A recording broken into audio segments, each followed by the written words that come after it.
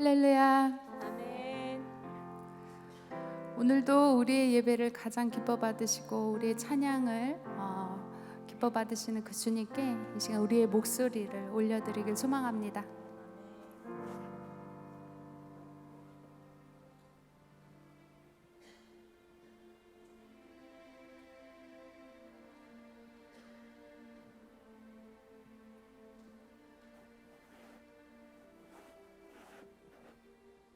우리 모두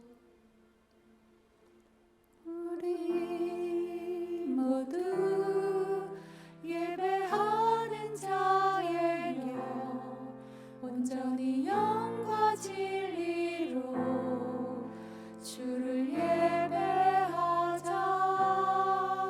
주가 우리와 함께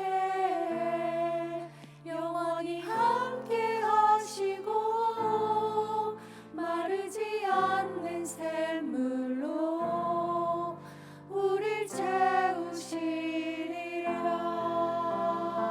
우리 모두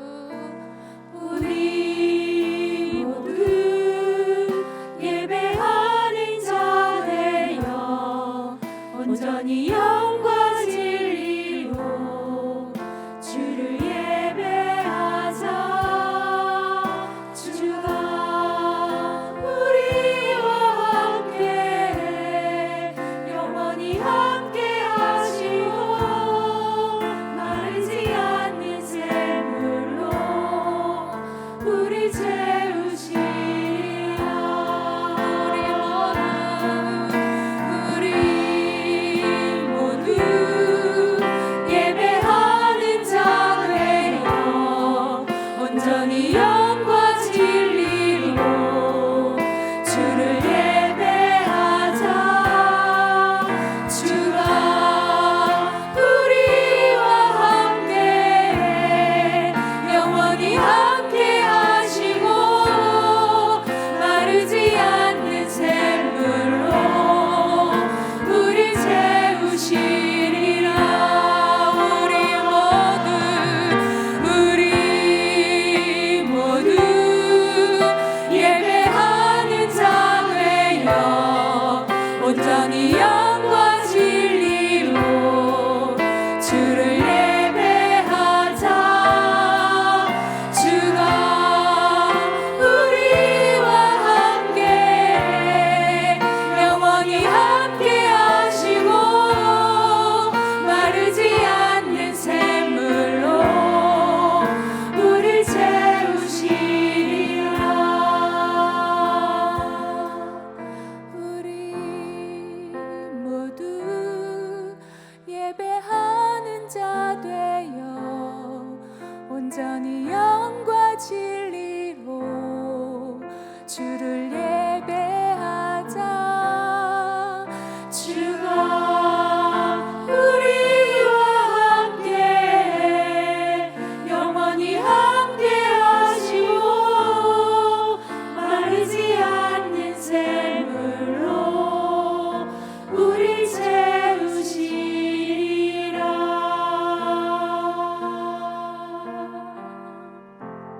아멘. 늘 우리와 동행해 주시는 그 주님, 이 시간도 우리와 함께 하심을 믿으십니까? 아멘. 네, 우리와 늘 동행해 주시는 그 주님, 이 시간 박수 치시면서 힘차게 찬양하시겠습니다.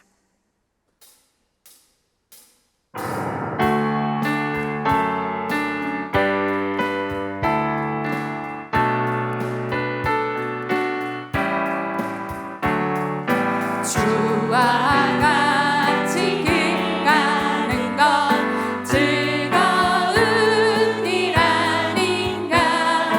우리 주님 걸어가신 발자취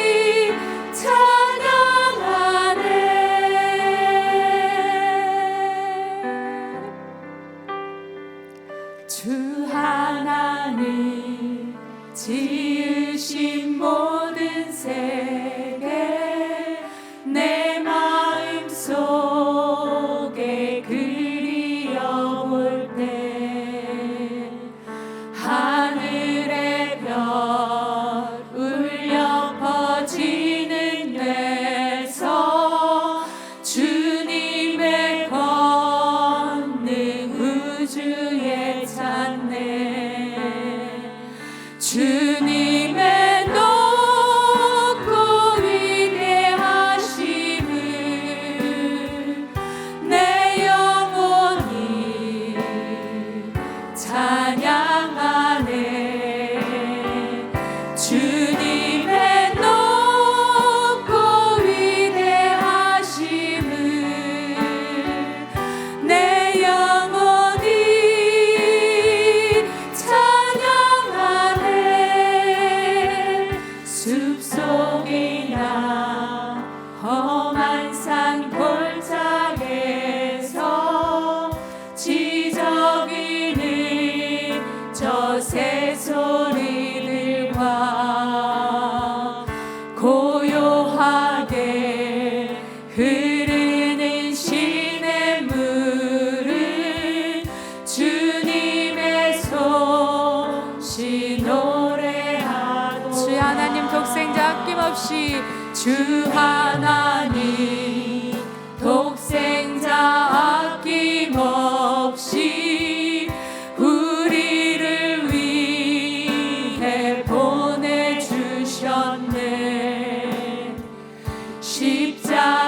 십자가에 피 흘려 죽으신 주 내 모든 죄를 대속하셨네 주님의 높고 위대하심을 내 영혼이 찬양하네 주님의 높고 위대하심을 내 영혼이 찬양하네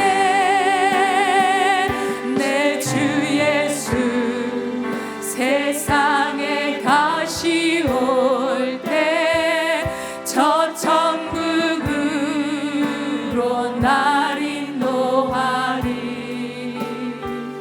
나 겸손히 엎드려 경배하며 영원히 주를 찬양하리라 주님의 높고 위대하심을 내 영혼이 찬양하네 주님의 높고 위대하심을 내 영혼이 찬양하네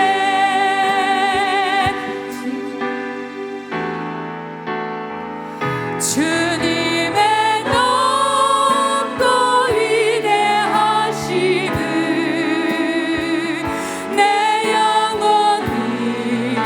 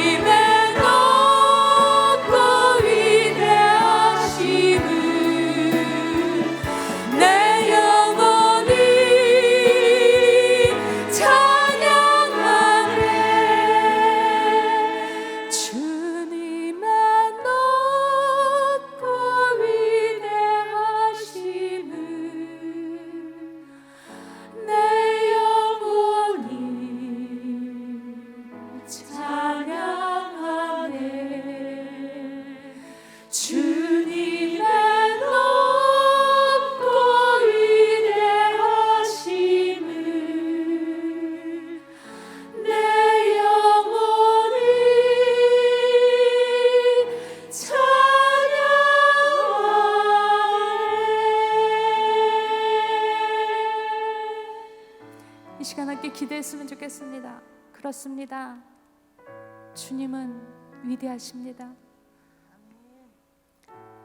우리를 통해서 날마다 주님의 이름이 높여지기를 원하시는 주님, 이 시간 우리들의 마음을 모아 주님의 이름을 찬양합니다.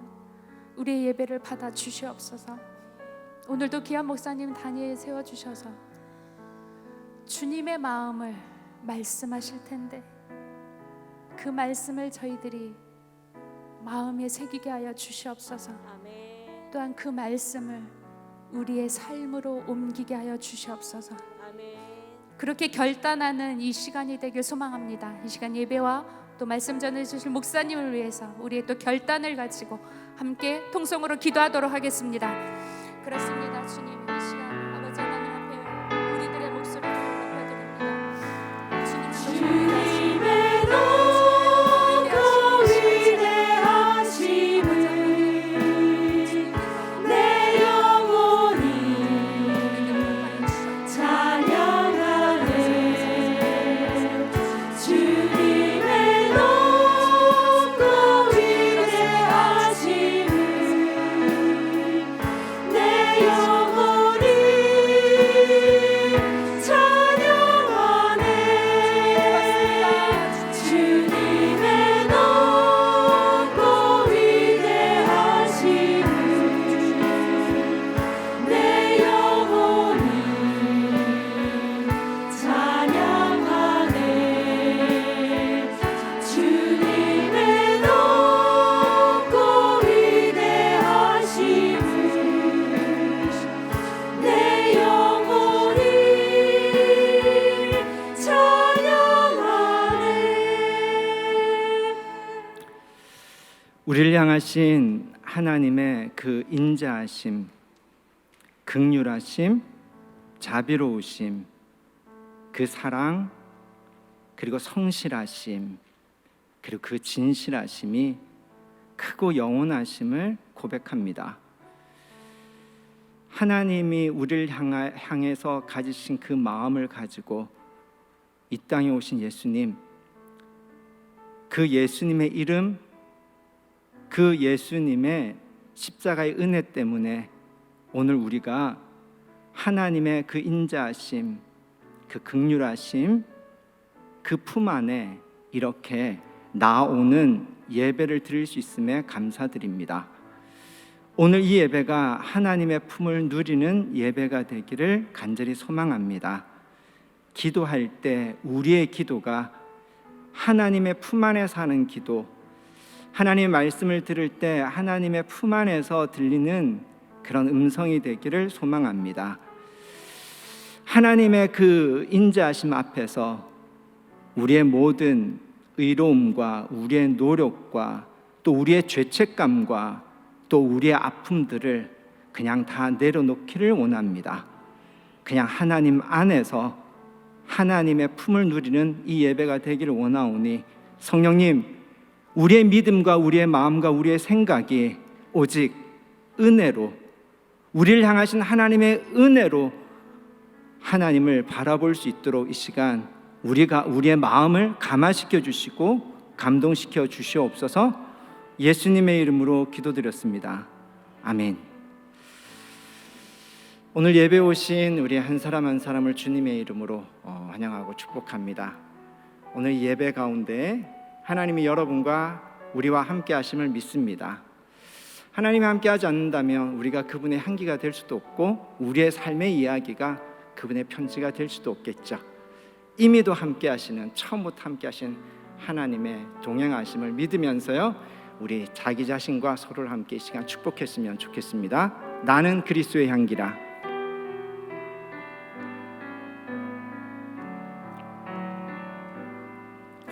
나는 그리스도의 향기라. 나는 그리스도의 편지라.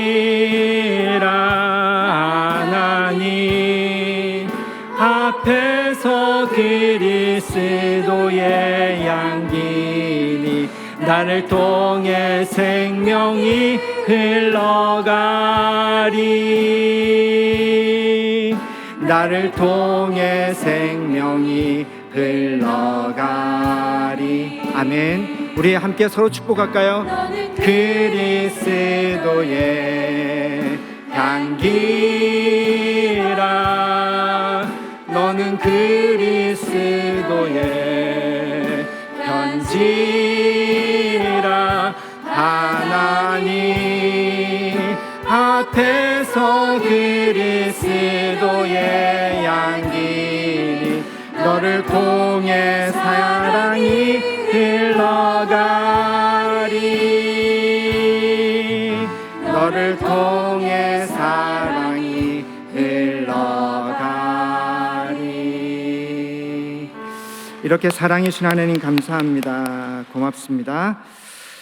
우리 교회 소식 좀 나눴으면 좋겠는데요. 여름이 오면 늘 생각나는 게 있죠. 예전에 여름 성경학교라 그랬는데 요즘은 다음 세대 캠프라고 그렇게 우리가 이름을 이렇게 붙였거든요. 저희 교회 다음 세대에서 이제 이번 주 금요일부터 이제 부서별로 여름 캠프가 시작이 됩니다. 금요일에는 세종에서요 유년부가 이제 금, 토, 일 3일 캠프를 하고요. 대전에서는 영유아 유치부가 토요일과 주일 이틀 이렇게 캠프를 합니다. 근데 이번에 우리 그 토요일 캠프에 우리 아이들을 위해서 그 재밌는 강사님을 모셨어요. 안재우 복화술사라고요.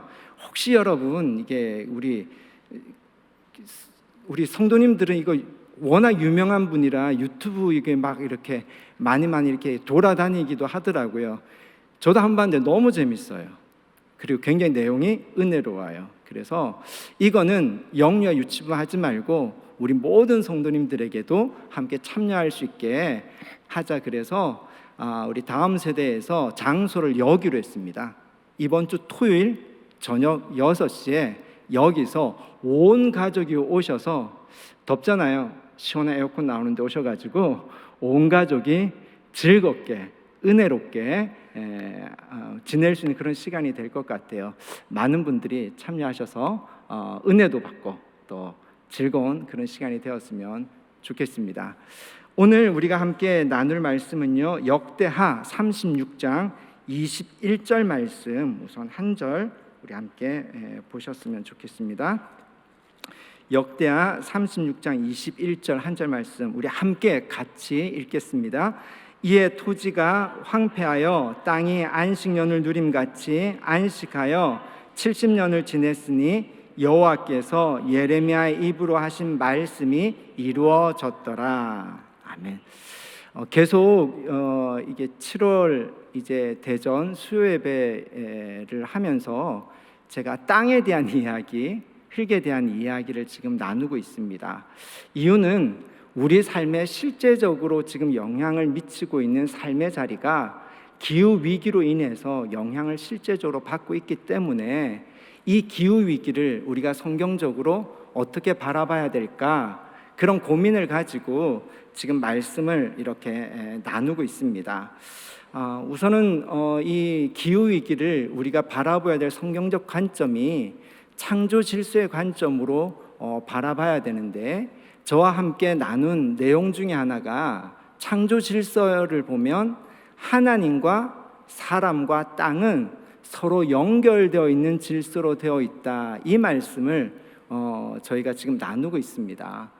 근데 오늘 이 하나님과 사람과 땅이 서로 연결되어 있다라는 것을 예루살렘의 멸망 사건, 예루살렘 성전이 멸망하고 유대 다윗 왕조가 멸망해서 바벨론 포로로 끌려가는 이 사건을 통해서 하나님과 사람과 땅이 연결되어 있다라는 그 창조 질서의 관점을 함께 여러분하고 좀 나누고 싶은데요. 지금 조금 전에 읽었던 우리 본문이 역대하입니다.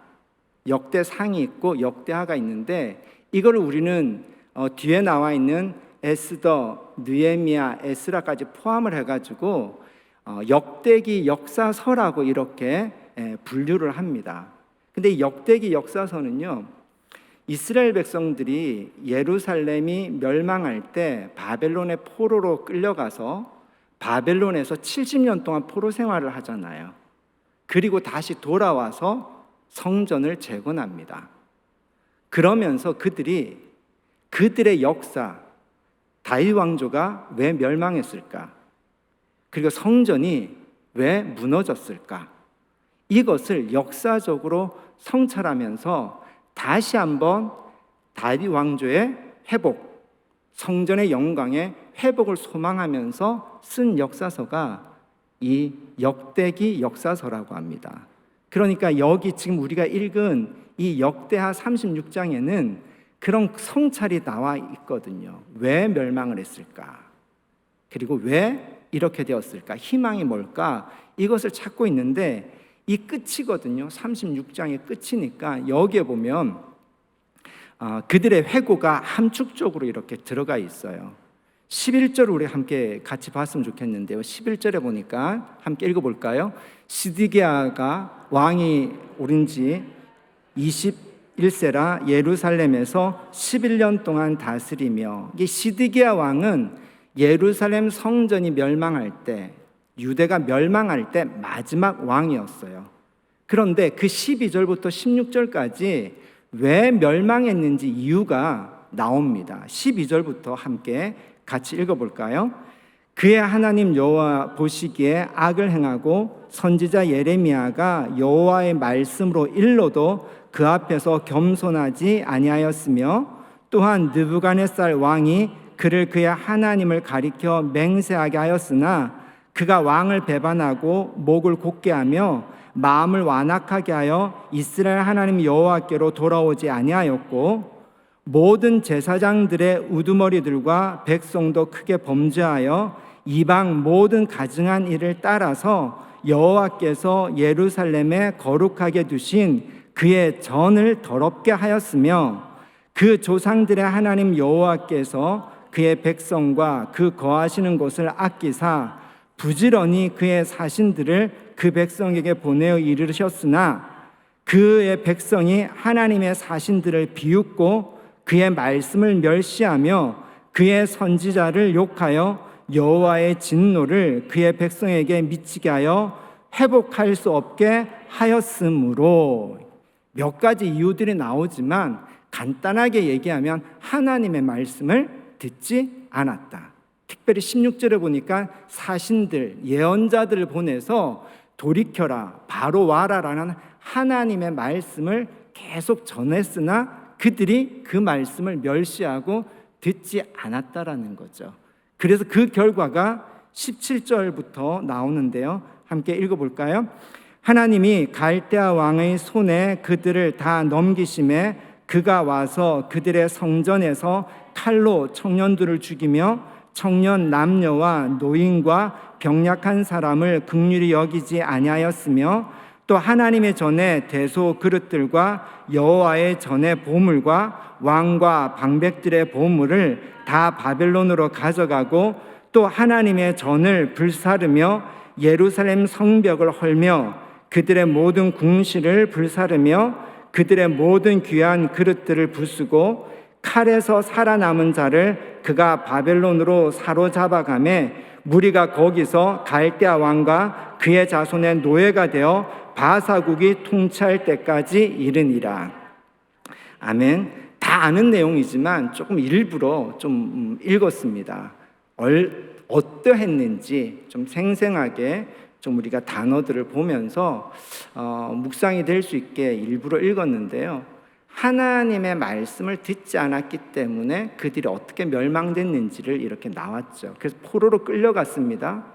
끌려왔다가 돌아와서 그들이 성찰을 하면서 쓴 게 이 역대상하잖아요. 근데 그들이 돌아와서 보니까 21절 말씀이 우리가 왜 멸망했는지, 그리고 지금 상태가 어떤지, 그리고 앞으로 어떻게 해야 될지가 함축적으로 들어있는 구절이 21절이에요. 근데 21절을 다시 보면요, 이렇게 되어 있습니다. 이에 토지가 황폐하여 땅이 안식년을 누린같이 안식하여 70년을 지냈으니 여호와께서 예레미야의 입으로 하신 말씀이 이루어졌더라. 돌아왔어요. 돌아왔는데 예루살렘도 황폐하게 되었고 예루살렘 이외의 유대 땅도 다 황폐하게 되는 거예요. 근데 그 황폐한 땅을 보면서 이들이 깨달은 건 뭐냐면 이 황폐함이 마치 이 땅이 안식년을 누리는 것 같구나. 이 말 안에는 우리가 하나님의 말씀을 듣지 않았는데 특별히 안식년을 지키지 않았구나. 그래서 우리가 지키지 않은 안식년을 하나님이 70번을 세셨고 그리고 그 안식년을 지키지 않은 그 70번의 70년 동안 우리로 하여금 바벨론에서 포로 생활을 하게 하고 안식년을 지키지 않은 이 땅이 70년 동안 안식년을 누리듯이 그대로 내버려 둔 상태가 이 상태구나라는 것을 깨달은 거죠. 그러면 이들이 돌아와서 깨달았을 때 왜 이들이 우리가 안식년을 지키지 않았구나라고 그렇게 깨닫게 되었을까? 그리고 그 안식년을 지킨다는 게 무엇일까? 우선 율법서라고 하는 창세기, 출애굽기, 레위기, 민수기, 신명기 안에 특별히 율법이 나오는 출애굽기, 레위기, 민수기에 모두 안식년에 대한 계명이 나오더라고요. 그럼 도대체 안식년을 지키는 것이 어떤 것일까? 먼저 한번 찾아봤으면 좋겠는데요. 레위기 25장 우리 3절에서 5절 말씀 함께 같이 볼까요? 함께 읽겠습니다. 너는 6년 동안 그 밭에 파종하며 6년 동안 그 포도원을 가꾸며 그 소출을 거둘 것이라. 일곱째 해에는 그 땅이 지니 여호와에 대해 안식이라. 너는 그 밭에 나 포도원을 가꾸지 말라. 가꾸지도 아니한 포도나무가 맺은 열매를 가꾸지 말라. 이는 땅의 안식년이니라. 아멘. 제가 글이 안 보이네요. 그래서 읽지를 못했는데 여기 이 말씀에 보면 레위기에서는 안식년을 어떻게 지키라고 가르치냐면요, 표현이 재밌어요. 땅을 어떻게 하라고요? 쉬게 하라. 땅이 쉬어. 4절에 보니까 일곱째에는 그 땅이 쉬어 안식하게 할 때 땅을 쉬게 하라는 거예요. 그래서 5절에 보니까 이는 땅의 안식년이라. 땅을 쉬게 하는 땅의 안식년이라는 거죠. 마치 사람을 쉬게 하는 것처럼 안식년은 무엇을 쉬게 한다고요? 땅을 쉬게 하는 게 안식년이라는 거예요. 그러면 이스라엘 백성들이 이 땅을 쉬게 하지 않았다라는 거잖아요. 이거에 대해서 신명기는 또 어떻게 말씀을 하고 있느냐? 신명기 15장 1절과 2절 말씀 함께 볼까요? 신명기 15장 1절과 2절 시작. 매 7년 끝에는 면제하라. 면제의 규례는 이러하니라. 그의 이웃에게 구워준 모든 채주는 그것을 면제하고 그의 이웃에게나 그의 형제에게 독촉하지 말지니 이는 여호와를 위하여 면제를 선포하였음이니라.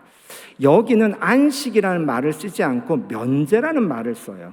근데 이 면제라는 말이 누구에게 해당되는 거냐면 빚진 사람에게 해당되는 말인데, 이 면제, 즉 빚을 탕감해주고 그리고 빚 때문에 이렇게 종으로 노예로 이렇게 들어온 사람을 자유롭게 놓아주는 것이, 이것이 면제해라는 거예요. 근데 이 면제는 안식년의 또 다른 이름이죠. 그러니까 안식년에는 두 가지를 해야 되는데, 하나는 땅을 쉬게 하고 또 하나는 그 집에 있는 빚 때문에 종이 된 사람을 자유롭게 놓아주고 그리고 빚을 진 사람에게 빚을 면제해 주는 것, 이것이 안식년에 해야 되는 두 가지 계명의 내용이었던 거죠. 이거에 대해서 출애굽기는 안식년에 대해서 어떻게 말씀하고 있나? 23장 10절과 11절 함께 보시겠습니다. 출애굽기 23장 10절과 11절 같이 함께 읽을까요? 너는 엿새 동안은 너의 땅에 파종하여 그 소산을 거두고 일곱째에는 갈지 말고 묵혀두어서 내 백성의 가난한 자들이 먹게 하라. 그 남은 것은 들짐승이 먹으리라. 내 포도원과 감람몬도 그리 할지니라. 아멘. 여기 보니까 두 가지가 같이 나와요. 출애굽기의 계명은 두 가지가 같이 나와요. 안식년에는 땅도 쉬게 하지만 그 쉬게에서 그 땅에서 저절로 난 것은 누구를 위한 거냐면 가난한 자들을 위한 거라는 거예요. 그러면 안식년을 지키라. 그래서 7년째 되는 해는 농사를 짓지 말라는 하나님의 이 명령 안에는 땅을 향한 것과 무엇이 또 함께 있죠? 사람을 향한 것이 함께 있는데, 특별히 사람에 대해서는 어떤 마음이 있냐면요, 가난한 사람들에 대한 하나님의 마음이 있는 거예요. 그리고 노예가 된 사람들, 눌린 사람들에 대한 하나님의 마음이 있는 거예요. 그래서 안식년을 지키는 건 누구를 위해 지키느냐라고 하면은 여호와를 위하여 지킨다라고 성경은 말하고 있는데, 여호와를 위해서 지킨다는 건 뭐냐면 하나님의 마음이 지금 어디에 가 있어요? 가난한 사람들에게 마음이 가 있으니까 하나님을 위해서 우리가 어떻게 해요? 가난한 사람들의 종됨을 자유롭게 하고 빚을 탕감해 준다라는 거예요. 이 안식년을 지킨다라는 것이 얼마나 중요하고, 그리고 모든 계명에 뭔가 함축적인 것이 다 들어와 있는 계명 같아요. 창조 질서의 관점으로 보면 하나님과의 관계는 사람과의 관계와 연결되어 있고, 이 하나님과 사람과의 관계는 결국 땅과의 관계와 연결되어 있다고 그랬는데, 이 안식년을 지킨다라는 안식년의 계명 안에는 하나님과의 관계, 사람과의 관계, 땅과의 관계가 다 온전하게 조화롭게 하나로 합쳐져 있는 계명이 사실은 안식년의 계명의 내용이었던 거예요. 그래서 시드기야 왕 때 이스라엘 백성들이, 유다 백성들이 바벨론에 의해서 멸망될 위기에 처했을 때 하나님이 예레미야를 통해서 살 길을 가르쳐 주셨어요. 그 내용이 예레미야 34장에 나오는데요. 성경을 한번 좀 찾아볼까요? 예레미야 34장 함께 보시겠습니다. 34장 2절과 3절 같이 읽을까요? 이스라엘 하나님 여호와께서 이와 같이 말씀하시니라. 너는 가서 유다의 시드기야 왕에게 아뢰어 이르기를, 여호와의 말씀에 보라, 내가 이 성을 바벨론 왕의 손에 넘기리니 그가 이 성을 불사를 것이라. 내가 그 벗어나지 못하고 반드시 사로잡혀 그의 손에 넘겨져서 내 눈은 바벨론 왕의 눈을 볼 것이며 그의 입은 내 입을 마주 대하여 말할 것이요 너는 바벨론에 가리라. 예레미야를 통해서 하나님이 지금 뭘 예고하셨죠? 예루살렘 성은 무너지고 시드기야 왕은 바벨론으로 사로잡혀 갈 것이다 라고 했어요. 근데 이게 끝이 아니고 그러나 하면서 하나님이 회복될 수 있는 기회를 주십니다. 그 내용이요, 살 길이 있는데 4절과 5절이에요. 함께 볼까요? 4절과 5절.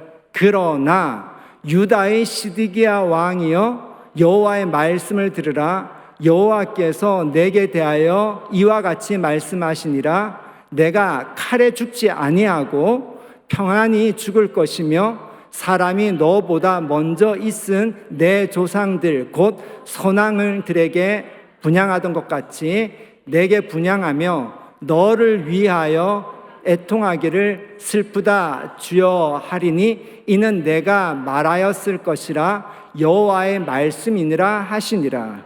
무슨 내용이죠? 네가 사로잡혀 가지 않고 네가 선왕들처럼 평안히 죽을 것이다. 살 길이 있다라는 거예요. 그러면서 살 길을 제시합니다. 그 내용이 바로 8절과 9절에 나옵니다. 8절과 9절 함께 볼까요? 34장 8절과 9절 시작. 시드기야 왕이 예루살렘에 있는 모든 백성과 한 가지로 하나님 앞에서 계약을 맺고 자유를 선포한 후에 여호와께로부터 말씀이 예레미야에게 임하니라. 그 계약은 사람마다 각기 히브리 남녀노비를 놓아 자유롭게 하고 그의 동족 유다인을 종으로 삼지 못하게 한 것이라. 무슨 내용이죠? 안식년의 내용이에요. 즉 안식년을 선포한 거예요. 너희가 안식년을, 시드기야 네가 안식년을 선포하고 안식년을 지키면 바벨론이 예루살렘을 무너뜨리고 너를 사로잡힐 것이 변개된다라는 거예요. 멸망하지 않고 평안히 네가 죽을 것이다 라고 하나님이 살 길을 제시한 단 한 가지 계명이 뭐였냐면 안식년을 선포하고 안식년을 지키라는 거예요. 그래서 시드기야가 안식년을 선포를 했어요. 그런데 어떻게 되었을까요? 10절과 11절에 보니까 10절과 11절 시작. 이 계약에 가담한 고관들과 모든 백성이 각기 노비를 자유롭게 하고 다시는 종을 삼지 말라함을 듣고 순복하여 놓았더니 후에 그들의 뜻이 변하여 자유를 주었던 노비를 끌어다가 복종시켜 다시 노비로 삼았더라. 안식년, 면제년에 그들이 풀어주었던 종들, 그들이 탕감해 주었던 빚을, 그것을 그들이 계약을 맺고 지키겠습니다 했다가 마음이 변한 거예요. 상황이 좀 좋아지니까. 그래서 다시 노비로 삼았던 이 사건 때문에 예루살렘 성이 무너지고 시드기야가 사로잡혀 갔다라는 겁니다. 그러니까 이렇게 되는 거죠. 그들이 안식년 계명을, 예레미야가 말한 이 안식년 계명을 지켰으면 멸망하지 않을 수도 있었다라는 거예요. 그러면 안식년의 계명이 얼마나 중요한 계명일까요? 이 하나의 계명 안에는 많은 계명과 십계명의 내용조차도 이 안에 어떻게 해요? 함축적으로 들어있는 계명이라는 거잖아요. 근데 이 일이 시드기야 때문에 있었던 것이 아니라 사실은 히스기야 때도 있었다라는 겁니다. 히스기야 때도 비슷한 상황이 벌어졌어요. 아수르라는 제국은 바벨론이 일어나기 전에 있었던 제국인데 이 제국, 아수르 제국이 북이스라엘 멸망시킨 제국이잖아요. 근데 이 아수르 제국의 산헤립이라는 왕이 유다의 모든 성읍을 점령하고 예루살렘을 포위했어요. 근데 이 포위했는데 이 상황이 얼마나 힘들었으면요, 열왕기하 18장 27절에 보니까 이렇게 표현이 되었습니다. 열왕기하 18장 27절에 보니까 함께 읽어볼까요? 랍사게가 그에게 이르되 내 주께서 내 주와 내게만 이 말을 하라고 나를 보내신 것이냐? 성에 앉은 사람들도 너희와 함께 자기의 대변을 먹게 하고 자기의 소변을 마시게 하신 것이 아니냐? 이 아수르의 산헤립 왕의 신하 랍사게가 지금 히브리 말로 막 얘기를 하는 거예요. 모욕하는 얘기를 하니까 이 유대 신하가, 히스기야의 신하가 유대 말로 하지 말라, 히브리 말로 하지 말라 라고 하니까, 아니 내가 왜 그런 말을 하면 안 돼? 나는 너에게 들으라고 이 말을 하는 거야 하는 그 내용 중에 보니까 이 예루살렘이 이 산헤립 왕 18만 5천 명이 포위를 한 상태가 얼마나 힘들었냐면 먹을 것이 없어서 대변을 먹고 있고 마실 것이 없어서 소변을 먹고 있는 상황이었다라는 거예요. 그러니까 예루살렘이 히스기야 왕 때 이 아수르의 산헤립에 의해서 멸망하기 직전에 있었던 상황이었어요. 그때 히스기야가 하나님 앞에 성전에 들어가서 모욕적인 편지를 올려놓고 울면서 기도를 했고요. 그 기도를 들으시고 하나님이 이사야를 통해서, 선지자 이사야를 통해서 그들에게 살 길을 제시해 주셨어요. 그 내용이 열왕기하 19장 29절 말씀인데요. 열왕기하 19장 29절 말씀 함께 볼까요? 시작. 또 내게 보일 징조가 이러하니 너희가 금년에는 스스로 자라난 것을 먹고 내년에는 그것에서 난 것을 먹되 제3년에는 심고 거두며 포도원을 심고 그 열매를 먹으리라. 히스기야야 너에게 죄송합니다. 번역을 제가 다른 걸 읽었는데요. 여기 보니까 징조라는 거예요. 징조를 다른 말로 하면 증거를 보이겠다라는 거예요. 살 증거를 보이겠다라는 거예요. 너희가 멸망하지 않고 살 증거를 보이는데 그 증거가 뭐냐? 금년에는 스스로 자라난 것을 먹고, 무슨 뜻일까요? 안식년을 선포하고 지키라는 거예요.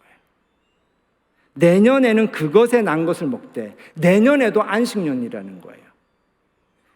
안식년이 두 번 겹친다라는 것은 뭐냐면, 첫 번째 안식년은 안식년이고 두 번째 안식년은 희년을 의미합니다. 그러니까 똑같이 시드기야에게 한 것처럼 하나님은 히스기야 때 살 길을 주셨는데 너희가 뭘 하라? 안식년을 지키면 너희가 살 것이라는 거예요. 그것을 히스기야가 지킨 겁니다. 그것을 선포했을 때 그날 무슨 일이 벌어졌냐면 유명한 구절이죠. 열왕기하 19장 35절 함께 볼까요? 시작. 이 밤에 여호와의 사자가 나와서 아수르 진영에서 군사 18만 5천 명을 친지라. 아침에 일찍 일어나 보니 다 송장이 되었더라. 예루살렘을 포위했던 아수르의 그 18만 5천이 죽었던 이 사건의 이유는 뭐였어요? 바로 히스기야가 안식년을 지키고 그 다음에 희년을 선포했다라는 겁니다. 그러니까 시드기야 때도 멸망의 위기에서 하나님이 준 계명은 안식년 계명이었고, 히스기야도 멸망의 순간에 하나님이 준 계명은 안식년의 계명이었는데, 시드기야 때는 그것을 지키지 않아서 멸망했고, 히스기야 때는 안식년의 계명을 지켜서 살아났다라는 거예요. 그런 걸 보면 이 안식년이라는 이 계명 안에는 어쩌면 하나님이 단 하나의 계명을 우리가 지켜야 된다면 어떤 계명을 지킵니까? 라고 물었을 때 하나님의 대답은 안식년을 지키라, 이 대답이었지 않았을까요? 왜 이 안식년의 계명이 이토록 중요할까? 안식년의 계명을 가만히 보면요, 사실 안식년이 나온 거는요, 안식일 계명의 또 다른 버전이죠. 안식일은 일주일에 우리의 삶을 얘기합니다. 6일 동안은 열심히 일하지만 7일째는 쉬는 것처럼 6년 동안은 우리가 열심히 일하지만 7년째는 안식하고요. 그 안식년의 완성이 다시 안식년의 7번째는 희년이 되는 거예요. 그러니까 안식일의 계명의 내용과 안식년의 계명의 내용과 희년의 계명의 내용은 사실은 같은 정신을 가지고 있는 계명인 거죠. 그런 거 보면 이 안식년의 계명을 안식일로 옮기면 하나님이 10계명을 주셨어요. 가만히 보면 1에서 3계명은 하나님에 관한 계명이에요. 근데 5에서 10까지의 계명을 보면 이웃에 관한 계명이에요. 근데 하나님의 사랑에 대한 이 계명, 하나님을 섬기는 계명하고 이웃을 사랑하는 이 계명, 이 사이에 끼어 있는 계명이 제4계명인데, 이 제4계명 안식일 계명이 사실은 안식일 계명을 지키면 하나님 사랑도 성취하고 나머지 이웃 사랑도 성취하는 계명이 바로 사실은 안식일 계명이더라는 거죠. 그래서 안식일 계명이 사실은 10계명에서 가장 열쇠와 같은 계명이기 때문에 시드기야 때도 하나님은 가장 중요한 계명으로 안식년을 지키라고 하신 거고, 히스기야 때도 안식년을 지키라고 하나님이 주신 거죠. 그럼 도대체 이 안식일의 계명에 어떤 내용이 들어있을까? 안식일의 계명을 함께 보면요, 출애굽기 20장 8절에서 11절입니다. 10계명에 나오는 안식일에 관한 계명이죠. 그 내용을 우리 함께 잠깐 보면요, 함께 읽겠습니다. 안식일을 기억하여 거룩하게 지키라. 엿새 동안은 힘써 내 모든 일을 행할 것이나 일곱째 날은 내 하나님 여호와의 안식일인즉 너나 내 아들이나 내 딸이나 내 남종이나 내 여종이나 내 가축이나 내 문 안에 머무는 객이라도 아무 일도 하지 말라. 이는 엿새 동안에 나 여호와가 하늘과 땅과 바다와 그 가운데 모든 것을 만들고 일곱째 날에 쉬었습니다. 그러므로 나 여호와가 안식일을 복되게 하여 그날을 거룩하게 하였느니라. 아멘. 이 말씀을 우리가 잘 아는 말씀인데요, 안식일을 지키라. 엿새 동안 일하지만 일곱째 날은 일하지 마라. 너도 일하지 말고 아들고 딸도 일하지 말고, 즉 가족들도 일하지 말고 종도 일하지 말고 너희 집에 머무는 나그네도 일하지 말고, 그리고 가축, 소도 일시키지 말고 나귀도 일시키지 말라라는 거예요. 그런데 이는 왜 이걸 지켜내야 되느냐? 왜 지켜야 되는 거죠? 하나님이 안식하셨다라는 거예요. 엿새 동안 세상을 창조하시고 일곱째 날 하나님이 안식하셨다라는 거예요. 그러므로 우리 안식이라는 계명을 지킨다라는 것은 하나님을 따라한다라는 거예요. 하나님이 쉬셨기 때문에 내가 쉬는 것이지 그 이유가, 안식의 이유가 나에게 있다? 아니라는 거예요. 하나님이 안식하셨기 때문에 내가 안식한다라는 거예요. 그러므로 안식일의 계명을 지킨다라는 건 사실은 하나님과의 관계가 되지 않으면 안식일의 계명은 지킬 수 없는 겁니다. 그래서 이 안식일의 계명 안에는 하나님과 우리의 관계가 사실은 포함이 되어 있는 거예요. 또 하나, 이 안식일은요, 우리가 아까 보았듯이 누구도 일하지 말게 하라고요. 안식일 안에는요, 자녀들도 일하게 하지 말고 종도 일하게 하지 말래요. 이것이 확장되었을 때 안식년에는요, 종을 해방시켜 주래요. 빚을 탕감시켜 주래요. 어디와의 관계이죠? 사람과 사람과의 관계를 하나님이 회복시켜서 새로운 시작을 할 수 있도록 한 계명이 바로 이 안식일, 안식년 계명 안에 있는 거예요. 땅과의 계명 어떨까요? 생각을 해보면 안식일을 지키면 제일 좋아할 대상 중에 하나가 소하고 낙일 것 같아요.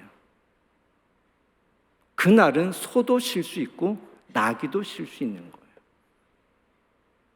땅도 쉴 수 있는 거죠. 그러니까 이 안식일의 계명 안에는 사실은 창조 질서, 즉 하나님과 사람과 땅이 사실 우리가 연결되어 있는데, 하나님과 사람과 땅이 연결되어 있다는 것은 우리의 진짜 영성은요, 하나님과의 관계도 좋아야 되지만 사람과의 관계도 좋아야 되고 땅, 자연과의 관계도 조화로운 상태가 사실은 이것이 창조 영성이죠. 근데 이 안식일의 계명 안에 이것이 사실은 다 들어있더라는 거예요. 그러므로 안식일을 지키고 안식년을 지키고 희년을 지킨다라는 것은 하나님과의 관계도 회복되어지고 사람과의 관계도 회복되어지고 땅과의 관계, 즉 땅도 회복되어지는 그 하나님의 이 내용이 이 계명 안에 사실은 다 들어있다라는 거죠.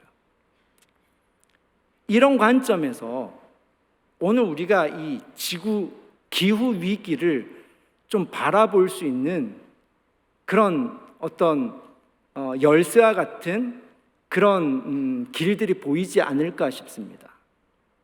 하나님이 안식하셨기 때문에 하나님이 창조한 사람도 안식해야 되고, 하나님이 안식하셨기 때문에 하나님이 창조한 짐승도 안식해야 되고, 하나님이 안식하셨기 때문에 하나님이 창조한 땅도 안식해야 된다는 거예요.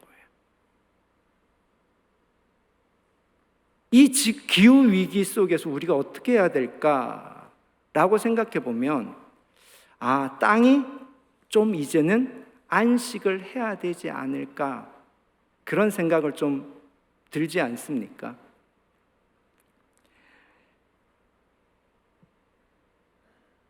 우리 인류가 많은 위기를 겪으면서 살아왔죠. 국가 간의 전쟁의 위기를 겪어왔습니다. 지난 100년 동안 1차 세계대전도 겪었고 2차 세계대전도 겪었고 냉전도 겪었습니다. 근데 이때는요, 힘이 있으면 살아남겠구나 라는 생각들을 다 한 것 같아요. 살아남을 수 있다. 혼자 살아도 살아남을 수 있다. 왜? 뭐만 있으면? 우리나라가, 아니면 개인이 힘만 있으면. 그래서 힘이 모든 국가와 개인의 어떤 목적이 되었던 것 같아요. 세계 경제 패러다임이 바뀌었다고 합니다. 국가 간의 무역을 할 때 보호무역이 있어서 관세를 매겨서 무역을 하다가 소위 FTA라는 게 생겨가지고 자유무역 체제가 생기면서 이제 국가의 관세가 없어지고 다국적 기업들이 무한 경쟁을 하던 신자유주의 경제 체제를 우리가 수십 년 동안 겪었어요. 그러면서 이 경쟁력이 살 길이다 해서 모든 기업들이 힘, 경쟁력의 구호를 외치면서 이 세계 경제 속에서 살아남으려고 했습니다. 경제에서도 목적이 힘이 됐어요. 우리가 능력이 있으면 아무리 경제적인 위기가 있어도 살아남겠다. 국가적인 위기나 이 경제적인 위기의 특징은요, 혼자서 살아남을 수 있는 위기예요. 뭐만 있으면? 힘만 있으면요. 그런데 기후위기는 위기의 종류가 다릅니다. 한 국가가 아무리 잘한다고 해서 또 살아남을 수 없는 위기예요. 내 개인이 아무리 잘한다고 해서도 살아남을 수 없는 위기입니다.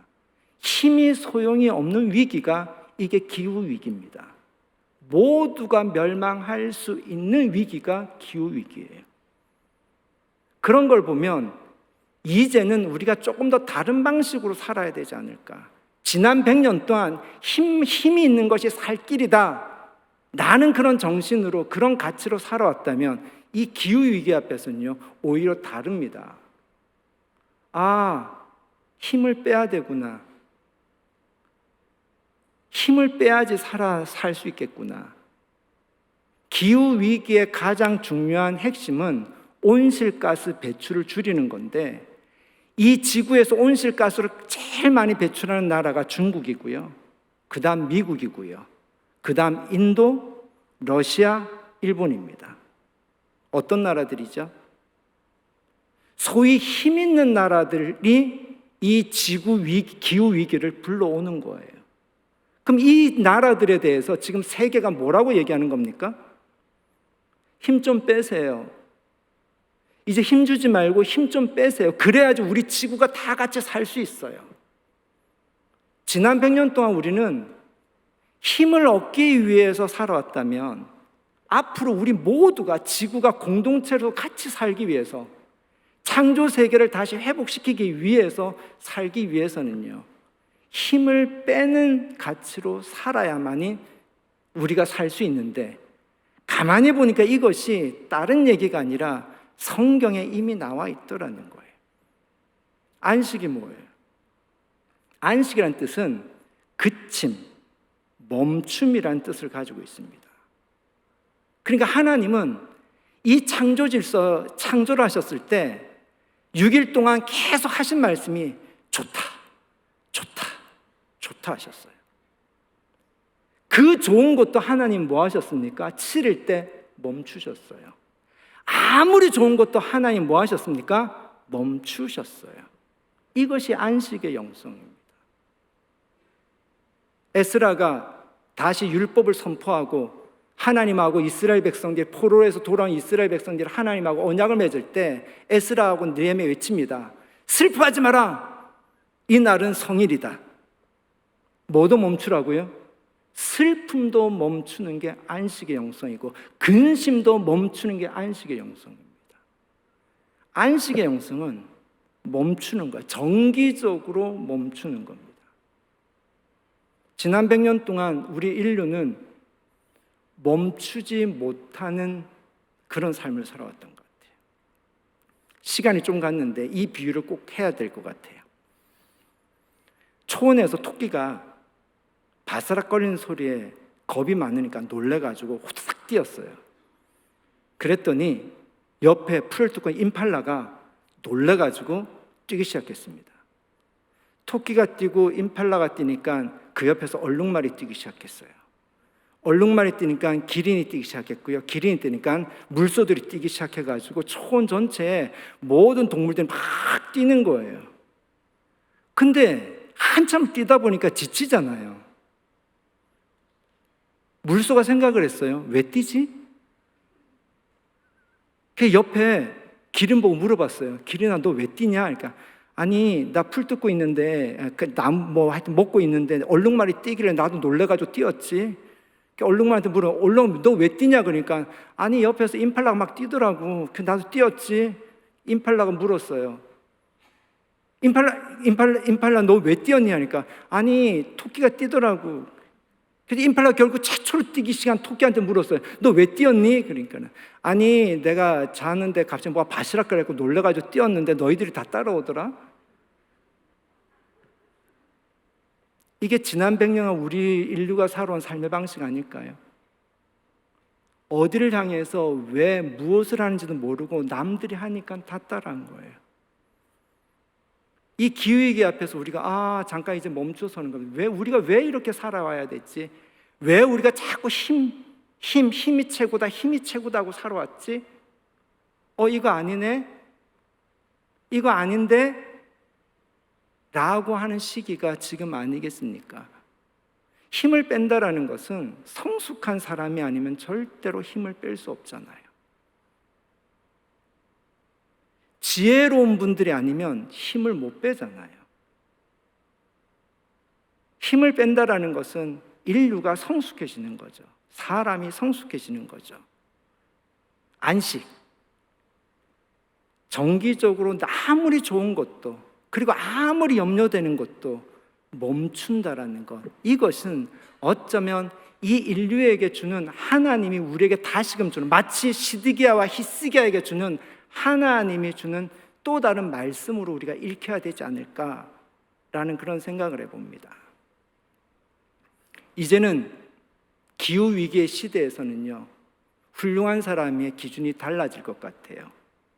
지난 100년간은 힘 있는 사람들이 훌륭한 사람들이지만 이제는요, 안식할 수 있는 사람, 힘을 뺄 수 있는 사람, 멈출 수 있는 사람, 쉴 수 있는 사람이, 이 사람이 어쩌면 새로운 노아와 같은 그리스도인들이 되지 않을까라고 저는 생각을 해봅니다. 오늘도 이 말씀 생각해 보면서요, 우리 흙으로 사람을 지으사 우리 함께 찬양하면서 우리 기도하는 시간 가졌으면 좋겠는데요, 마지막에 이 말씀을 준비하면서 제가 그런 묵상이 들었어요. 너는 흙이니 흙으로 돌아갈지라. 이 말씀이 오늘 이 기후위기 시대에 우리가 새겨야 될 말씀, 너는 흙이야 라는 이 말씀은 우리를 한없이 겸손하게 만들고요, 너는 흙으로 지음받았어, 너는 흙으로 돌아갈 거야, 이 말씀은 우리의 탐욕도 멈추게 하고 우리의 염려와 두려움도 멈추게 하는 그런 말씀이지 않을까. 그런 의미에서 우리가 흙으로 지음받았다는 것이 얼마나 은총인지, 얼마나 우리를 안식하게 하는 자유로운 하나님의 뜻이 있는지 깨닫게 되는 것 같습니다. 우리 이 고백을 가지고 함께 흙으로 사람을 지으사 함께 찬양하시겠습니다.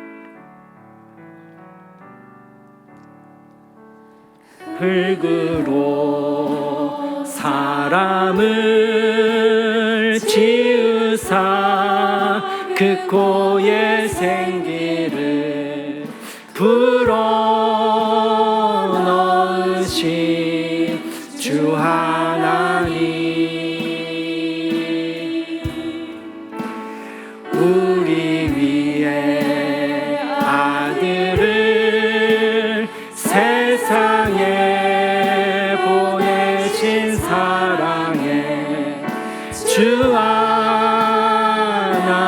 하나님을 사랑해. 나는 하나님의 형상, 나는 하나님의 형상 따라 지음 받은 몸이니 이 몸을 주께 바치리.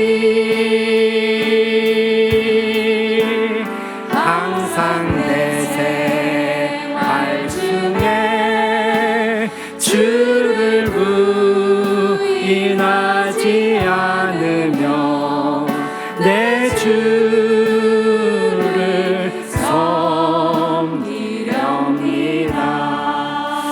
함께 말씀 생각하면서 이 시간 잠시 우리의 작은 결단을 하는 기도를 드렸으면 좋겠습니다. 하나님, 세상은 힘을 가지라 그러는데 오늘 말씀은 우리에게 멈추라고 하십니다. 세상은 힘을 향해서 가라고 그러는데 하나님은 오늘 말씀에서는 우리 보고 안식하라고 하십니다. 하나님, 멈추는 안식을 통해서 우리가 불안도, 근심도, 두려움도, 또 탐욕으로부터 진정한 쉼을 누릴 수 있게 하여 주시옵소서. 우리 함께 기도하기 원합니다. 하나님이 안식하셨습니다. 그래서 우리 보고 안식하라고 하십니다. 수많은 메시지가 우리를 끌고 왔습니다. 달리라고, 높이 올라가라고, 힘을 가지라고, 그렇게 우리를 이렇게 끌고 왔습니다. 하나님, 그렇게 살아왔던 우리 지난 100년의 삶이 결국은 모두가 죽을 수밖에 없는 그런 위기를 만들었습니다.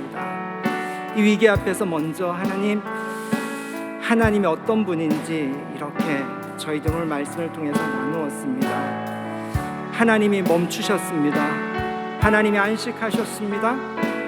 하나님을 따라 우리도 안식할 수 있기를 원합니다. 땅을 안식하게 하고, 나와 더불어 살아가는 사람들을 안식하게 하고, 나 자신을 안식하게 함으로, 멈추게 함으로 하나님, 진정한 하나님의 창조를 누릴 수 있기를 원합니다.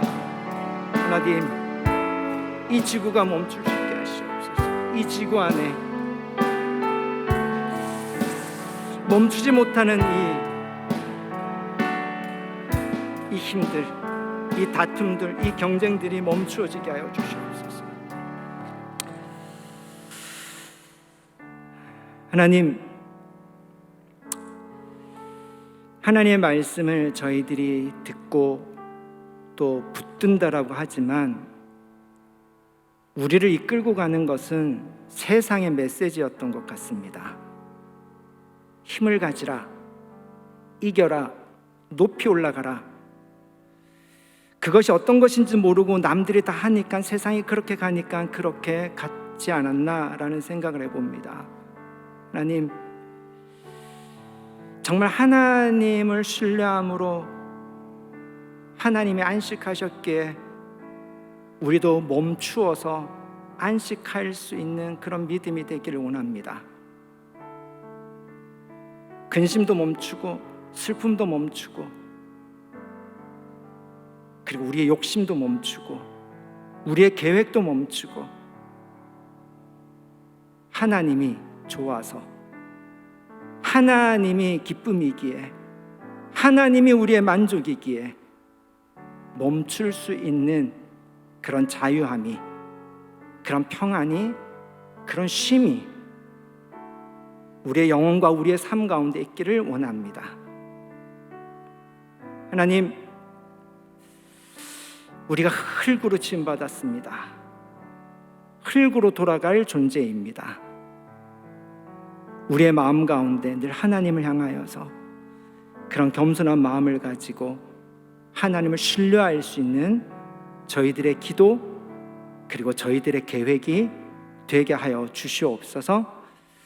이 시간 하나님 앞에 귀한 또 예물을 드린 하나님의 사람들과 일터가 있습니다. 이들의 일터와 기업 가운데 안식이 주는 진정한 풍성함이, 안식이 주는 진정한 자유함이, 그리고 안식이 주는 진정한 평안이 있는 그들의 일터와 기업이 되도록 축복하여 주시옵소서. 예수님의 이름으로 기도드렸습니다. 아멘. 우리 다 함께 일어나셔서 주님 가르치신 기도 찬양으로 예배 마치겠습니다.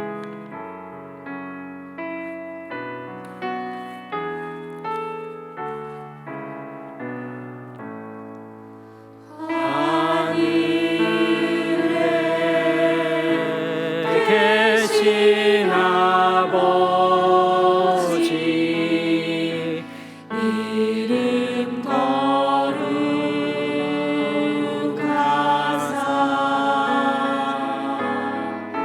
주님